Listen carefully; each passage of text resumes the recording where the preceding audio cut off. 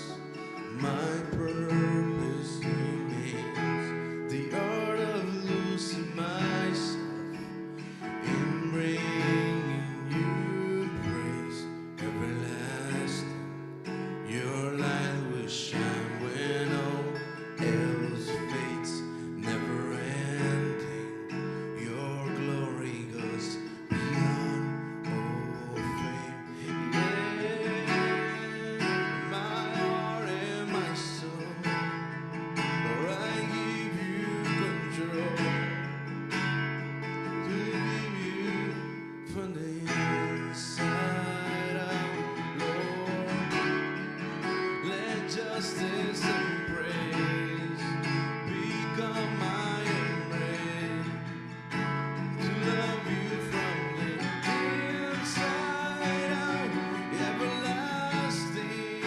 Your light will shine when all else fades, never ending.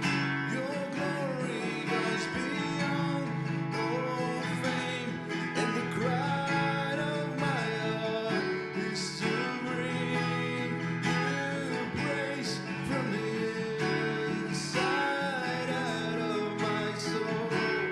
Cries out.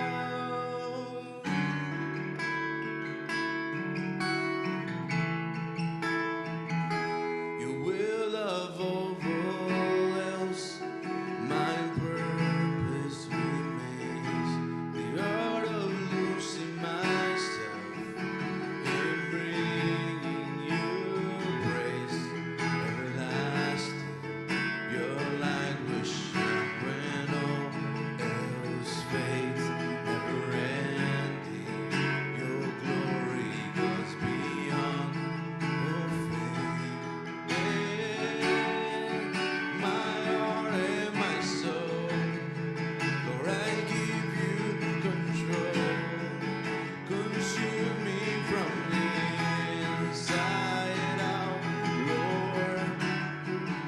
Let justice and praise become my embrace, to love you from the inside out, everlasting.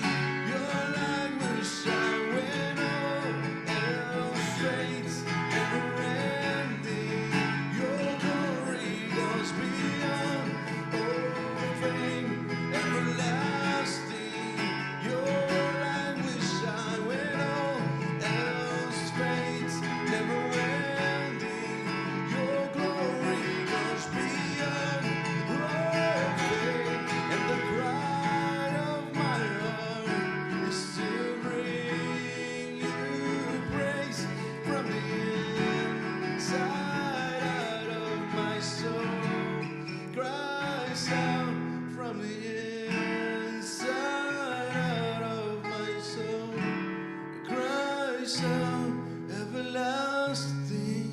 Your light will shine when all else fades, never ending. Your glory goes beyond all fame, and the cry of my heart is to bring you praise from the inside out of my soul. Cries out.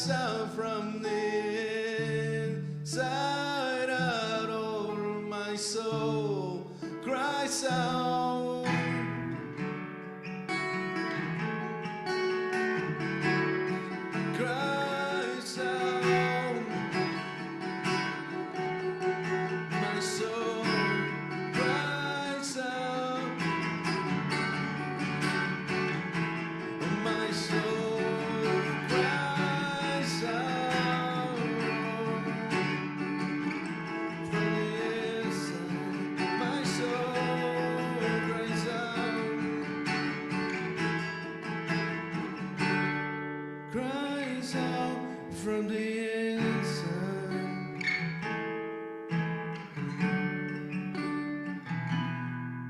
Everlasting, your light will shine when all else fades. Never ending, your glory goes beyond all fame. And the cry of my heart is to bring you praise from inside out. Lord, my soul cries out from the inside out. Lord, my soul cries out.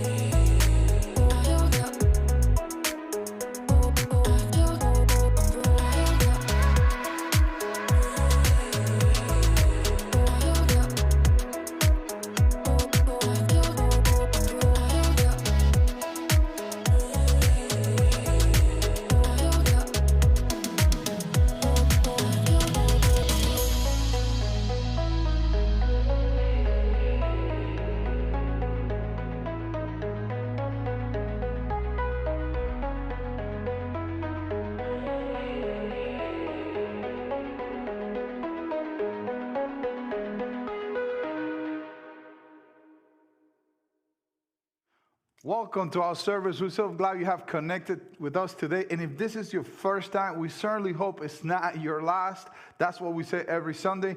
And if you are looking for a church, we are looking for you. So whenever you want to connect in person, online, just let us know. We would love to connect with you and get to know you, and perhaps may get connected during the week so we can actually get to know you. We believe that you cannot grow spiritually unless you go relationally. So we are a church that connect people with God and others. That's our purpose. That's our mission. That's why we exist. So if you're looking for a church, guess what? We're looking for you. And today we are in the third part of our series. This is the third part and the last part of this series that speaks about three questions everyone has about God. We've been talking about these three questions. The first question that we were dealing with was the question, who is God? Because many of us have a different picture of a different answer about that question. And depending on the quality of the answer that we got when we asked who was God, who is he, it has a lot to do with how we actually see God, how we actually perceive it, how we actually relate with him. What's our relationship? So depending how you were introduced to the God, how that question was answered determines the quality of your faith. Because we were talking that lame answers lead to a lame faith. So this today, and the second part, we spoke about the question, is it worth it? Is it worth it to actually follow God? Is it worth it to follow Jesus? Because we know that it costs too much to do it. But the question is it worth it? And we were talking about to where he's taken us. If it's worth it, it depends where he's taken us. And he's taking it to a place where our faith will overcome our fear. So imagine what you would do tomorrow if you know that you will not be fearful, that you will not be scared, that you will not fail.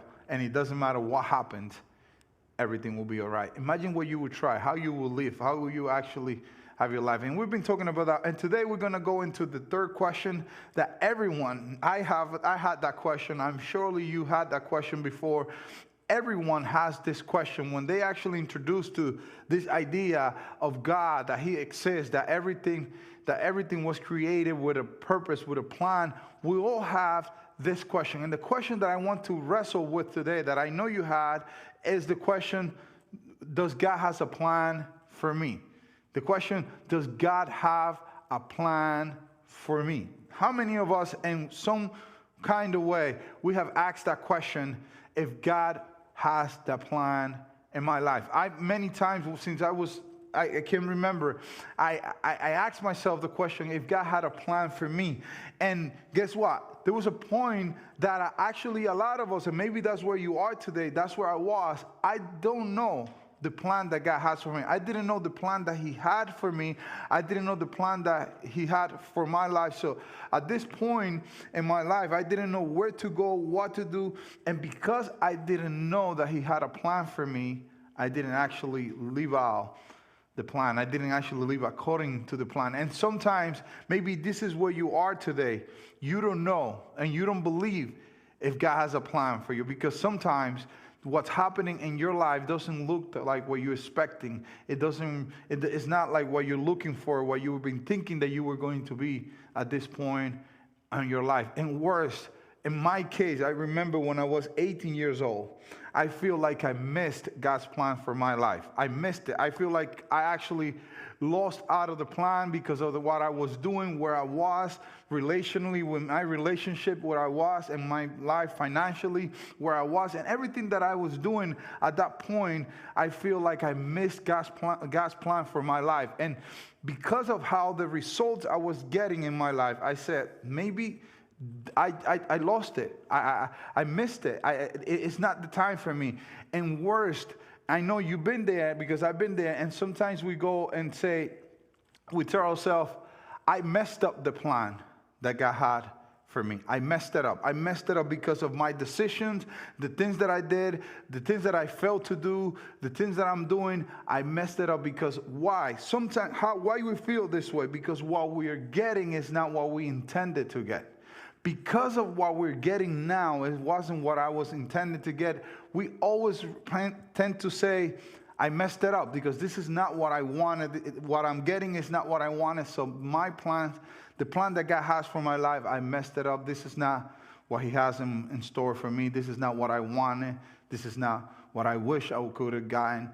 I messed it up. And I've been there. I was literally 18 years old when I started falling away from God. And by the time I was 24, I decided, you know what, nothing is working in my life. I tried everything that I could think it was going to be, make it happen and make it better for me. And at that point, you know what, I came back and I said, I'm going back to my father, like the prodigal son said. He got up, he went back to his father and said, I messed up. I sinned against you and against heaven. I'm not worthy of be called your son. Treat me like one of your employees. I felt myself was in the same situation, the same shoes. I had 6 years, literally 6 years, that I feel like I wasted in my life, that I didn't follow what I thought it was my purpose, my plan in God, and I feel like I messed it up. And at that point, I don't know what to do. I didn't know what to do, whether I go forward, because I felt like 6 years of my life, I didn't do nothing, and I basically felt like I let God down in what He intended to do in my life, because my current situation at that moment didn't actually look like what I knew it was supposed to look in His hands. So at this point, I know many of you feel the same. Many of you feel like what I got is not what I wanted. My life is not what I intended to be. I make plans to be further. And I found myself at that time, I said, I should have been further by now. And I know this is a question that a lot of you ask when you look at your life, when you look at your age, when you look at what your accomplishment, you say, you know what, I'm 36, I'm 40, I'm 50, I'm 45. I should have been further right now. I should have been further in life, in my relationship. Maybe I'm not following what God has in my life. Maybe I have no hope anymore. And that's the problem. When that question, that when we confront ourselves in the mirror and say, you know what, you should have been further by now. When that question is asked in our life, the next stop, if we're not careful, we fall into a depression, because we start measuring our current situation compared to our standard of our expectation of where we should have been. Or maybe we're looking at somebody else that has the same age that we have, and we actually look in their accomplishment, what they already done, and then you know what, my family is not the way I was supposed to. I should have lived in a big house. Now this is all I have, a little corner. Or I didn't even have my own place. I live with my parents, and you think I should be out of my parents' basement right now. Well, if you're 45, I think you should think about it. But and sometimes sometimes when we actually compare ourselves with others, we most of the time we're gonna fall short, because we always gonna find somebody that is doing better than us, so we can compare to what we're doing now. And when we actually compare ourselves, and we are constantly thinking that we should have been further in life by now, and God's plan for our lives and our plans for our life, we are if we're not careful, we fall into what is called depression.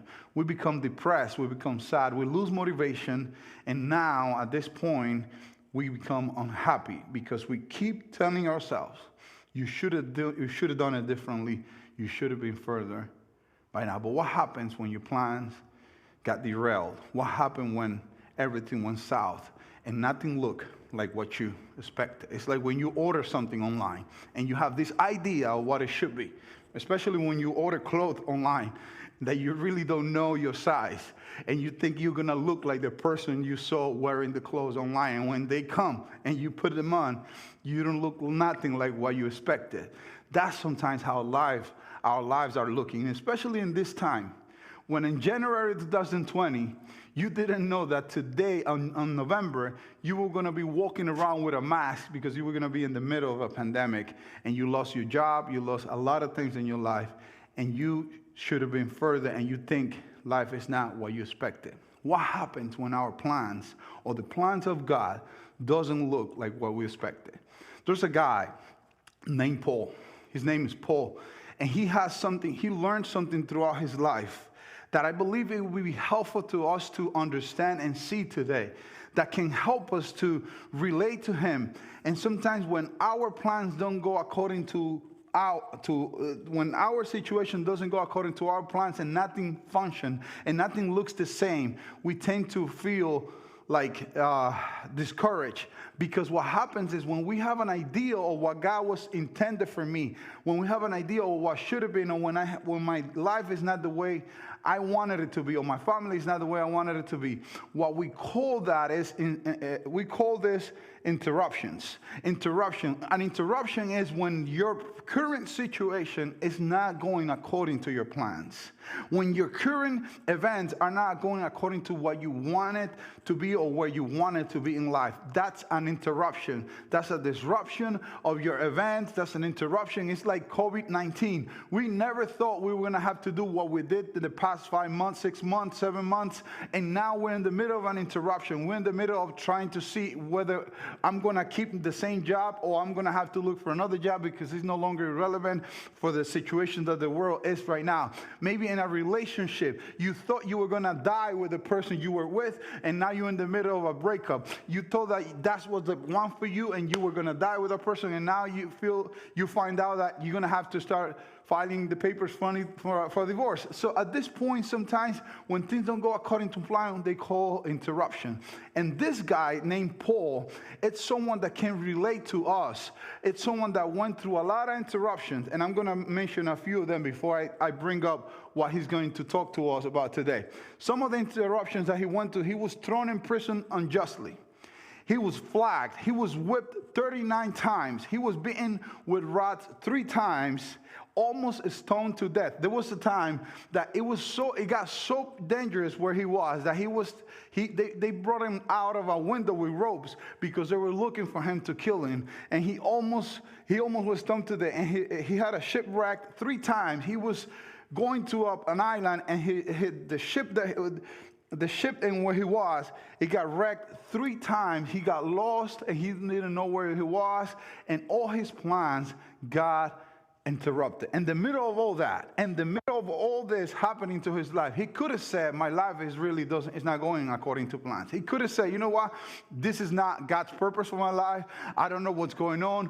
I'm in jail, thrown in jail unjustly. I didn't do nothing. All I wanted to do was to actually save people, teach people about Jesus, and this is where I am today. Imagine being whipped 39 times, beaten with rods 3 times, and being searched out to kill you, and your life is a total mess. Paul is a guy that went through so many interruptions in his life, and guess what he said? And this is where I would like you to bring your attention today. There was a part in the scripture that Paul says, he goes and shares with us, he said this, And the verse 28 in Romans, he said, and we know that in all things God works. In all things God works. What he's trying to tell us right now is that even when my ship was wrecked in the middle of the sea, even when I was being whipped 39 times, even when I was in jail unjustly, all those things, God was using them to actually work with me. All those interruptions in my life were being used to actually God work through them. And an interruption is nothing more like when you're walking in your path and you find a stone in the way. And there's something in the way. And you got a little stone, something that gets in your shoes. And maybe it would be that you couldn't make it at work because you got a flat tire. That could be an interruption during your day in your plans. But some people have small interruption. Other people have a bigger interruption. They lost their job. But sometimes in life, when we have so many plans, there's bigger interruption. Maybe you lost a marriage. Someone that you wanted and you loved died and passed away. And now you don't know how you're going to make it. And that's not just a little interruption. This is a huge. You have to do a career change and you have to start all over. When you thought you already had it like that and everything was going according to plans, now you have to start all over. Sometimes we face little interruption. You just bump into something you were not expecting, and now you have to change your day, your schedule of the day. Sometimes you have to change your week. But sometimes you have to change your entire life because everything changed. When the person walked out of you, now you're going to have to start thinking about another relationship, getting another job, trying to live with without somebody that passed away. And sometimes life comes with instruction. And Paul says, we know that in all things, God is at work. So basically, when my plans are not working, I need to be reminded that God is working.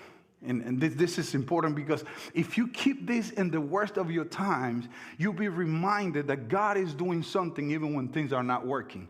Even when your plan is not working, God is at work. Paul knew that God was with him even when the ship that he was in got wrecked in the middle of the sea. Paul had to tell himself, God is with me, even though he was in jail and he wasn't guilty. Paul has to be reminded in the middle of the pain when he was being whipped 39 times and he was being almost stoned to death. He had to say, God, you're with me. I don't know how this is going to work. Imagine the scene when you're hurting, when you're in pain, when you're crying out, when you're crying every night just to go to sleep. Some things doesn't make sense. But Paul said at the end of the day, he got the revelation to say that we know that in all things God works. But he didn't leave it like that. He said he works, not only he's working, but in all things he works. And he adds something else. He says he works for the good of those who love him. He works for the good. Basically, in all things, bad and good, all those things, God is working. And everything, and I can tell you 100%, and everything that is going on in your life, that is not, even if it's not according to your plans or God's plans for your life, according to your expectation, I can tell you right now, God is at work at that, and he's going to make it work for the good. It's not that it's good, it's that it's going to work for good. This is something worth repeating. It's not that what you're going through is good. I relate with you. I've been in some situations that I don't feel good, but I can tell you after I went through them that it was good that I went through those. It was good that I was afflicted, because there's some things that if you wouldn't gotten through them, you would not be where you are right now, or you would not be who you are right now. Sometimes you cannot be married to the person you're married today if you would have stayed with the person that left you yesterday. Sometimes you have to look back and thank God for the stuff you went through, because today is better because God used and made it work. Yesterday, what happened to you worked for the good today. And Paul learned that through difficulties, through interruption, and through so many different stuff he was going through. It wasn't that the schedule changed. It wasn't a little interruption. It was huge. It was big. It was almost stoned to death. It was life or death. And he went through all those things, and he learned. And he learned that in all things, he works for those he loved. And he doesn't stay there. He goes and add. He goes and add and says, and we know, and who have been called, and he said, I'm going to repeat the entire verse. It says, and we know that in all things God works for the good of those who love him, who have been called according to his purpose. And this is where I want to stop today. Because sometimes our lives are not going according to our plans. And everyone has these questions in their life. The question that everyone has is, does God has a plan for me? And I'm here to tell you today what I learned from Paul and what I see in Paul's life, that God just doesn't have a plan for you. Because if you think God has a plan for you, when things are not going according to plan, you probably would just walk away from God. But Paul is saying something better, far better than just a plan. God has something far better than a plan for your life. He has a purpose for your life. A plan can fail, but a purpose gives significance. Whenever you achieve your plans, you become a successful person. But whenever you achieve your purpose, you become a significant person. I'd rather have a purpose than have plans, because plan can go wrong, but purpose is eternal. Purpose gives you significant. Purpose gives you a reason why. Let me put it this way.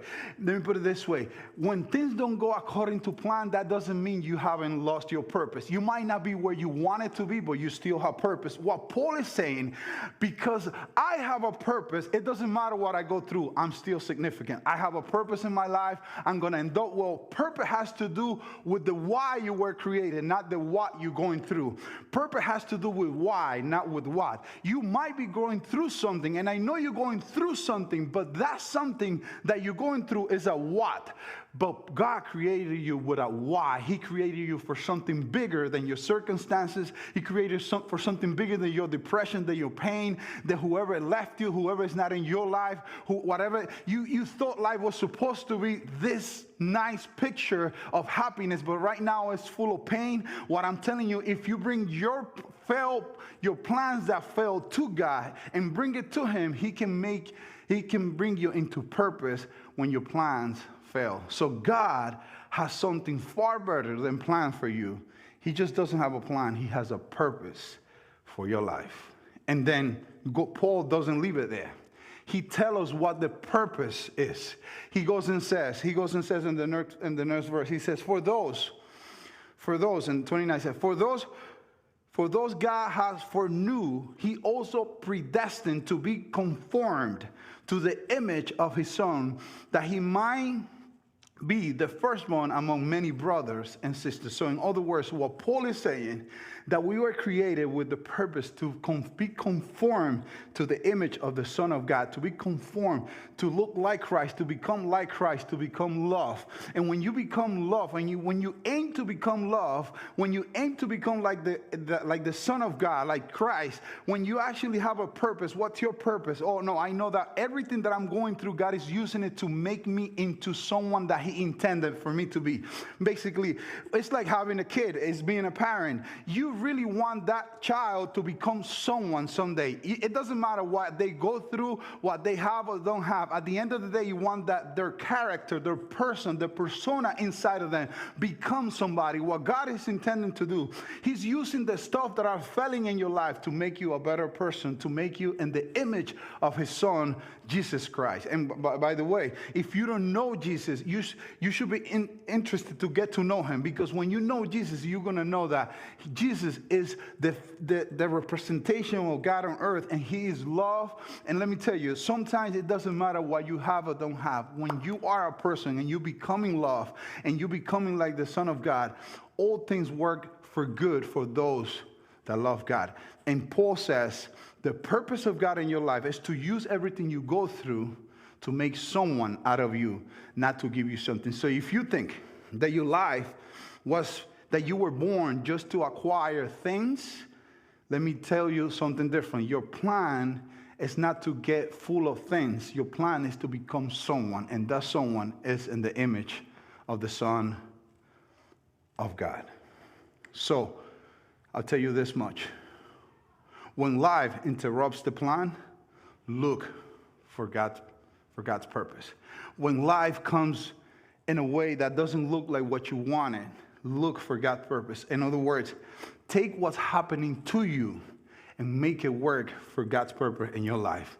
Sometimes I know I'm not trying to make sense of everything that you're going through or that you have gone through, but I can tell you this much. When your life, when your plans don't make sense, look for His purpose, because in His purpose there is perfection. In His purpose there's hope. In His purpose there is something to look forward to, even when the plans have failed. So, I'm going to ask you the question that is screaming to be asked. What interruption are you going through now that God can use to conform you into His image? What are you going through right now that instead of being complaining about, you can say, you know what, I'm going to use this, I'm going to bring it to God so He can use it to bring me into purpose, to make me more like His Son, to make me more like His Son who is love. What am I going through that can make me a better person, that can give me significance instead of achievement and success, that can give me a reason why I stay alive, a reason why I should go forward? What are you going through right now that you can use and bring it into His hands? What is the interruption? Is it that you lost your job? That might be an opportunity to get to know God as a provider. Is it that you lost someone? That might be an opportunity for you to get closer to God. Because if your today doesn't look like what God's purpose for your life, all you have to do is give Him your today. And today is going to transform and become into what He intended for your life. Sometimes we don't know what's going on, and we don't know how to react and how to handle. But when life gets tough, when life gets interrupted, we should know that we can bring that into God and tell Him, God, use this to make me a better person. Use this to make me and to conform me, to form me, to make me into your image or the image of your Son. So I'll give you a couple of questions to consider. I would like you to consider the next. Why don't you consider letting God be your good and loving Father? And when I say these questions, I remember something that just happened to me yesterday. And I was in my mother-in-law's house, and I was in the living room, and all of a sudden I hear a boom on the floor, and it sounded like a head hit the floor. And it actually, after the sound, I hear my little girl crying, and I know automatically what happened. She just bumped her head. And then when I go into the room, my wife was already there, and then she said, no, I want to go to Daddy. I want to go to Daddy. So at that moment, I felt like special. So she wanted to come to me, and she found comfort. I just rubbed her head. Everything was becoming better. It wasn't nothing bad. But at that moment, I learned that there's a lot of times when her decisions are going to bring her some consequences and some pain. But when she was in the middle of the pain, maybe I wasn't able to take the pain away, but she felt better just by bringing it to me because she knew I cared for her. But maybe this is what we need to do. Sometimes what we do brings some consequences, but we don't have to deal with them alone. We don't have to stay in the pain. Why don't we consider bringing our interruptions, whatever is not working in our life, and bringing it to our loving Father, because He's there to do it and to care for us. Like I said last week, or the week before, God wants to do something on earth, and He wants to do it with you. And He wants you to bring your whatever doesn't make sense in your life, just to put it in His hand. And you'll be able to look back at it and say, like Paul says, all things work together for those who love the Lord. And the other thing I would like you to consider is believing that the life that He wants to give you is better than the one that you are planning to get for yourself. Why don't you give yourself the chance to know that whatever that you're planning for your life, maybe God has a better plan and a better purpose for your life. And at the end of the day, why don't you allow God to use your interruptions in your life to conform you into His image? Why don't we allow God to take everything that is not working in our lives to make us better, to make us someone better. Bring our brokenness, because great things comes from broken things, but you have to be able to bring it to the right person. Why don't we allow God to take what is not working in our lives, everything that is not working, and bring it to Him? And He'll say, God, I cannot make sense of what's going on in my life. I don't know why he left. I don't know why I lost it. I don't know why we're going through a pandemic. I don't know what am I going to do. There's a lot of stuff in my life that do not make sense, but I'm going to bring it to you because I learned that having a purpose is more important than having a plan. And I know you have a purpose for my life.